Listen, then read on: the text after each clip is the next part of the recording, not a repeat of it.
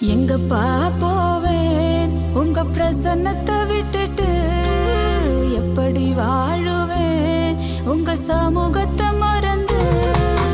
எங்கப்பா போவேன் உங்க பிரசன்னத்தை